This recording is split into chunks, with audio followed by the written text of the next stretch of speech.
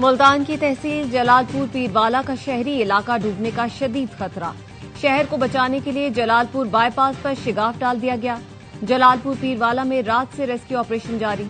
तर्जुमान rescue के मुताबिक करमवाली और दर्रापुर से 143 अफराद का मिडनाइट रेस्क्यू ऑपरेशन मुकम्मल किया गया। गुज़श्ता 24 घंटों में 2343 अफराद को सैलाब ज़दा इलाकों से रेस्क्यू किया गया। मजमूई तौर पर 10,810 अफराद को रेस्क्यू किया जा चुका। जिला इंतजामिया ने 3.5 लाख अफराद और 3 लाख से ज्यादा मवेशियों का इनखला किया। पंजाब भर में सैलाब ज़दा इलाकों से 20 लाख अफराद और 15 लाख जानवरों का इनखला मुकम्मल। तर्जुमान रेस्क्यू के मुजफ्फरगढ़ और अलीपुर जतोई के अवाम से एडवांस इनखला में ताउन की अपील। वजीर आला पंजाब मरियम नवाज रात गए सैलाब की सूरतहाल की वर्चुअल मॉनिटरिंग करती रही।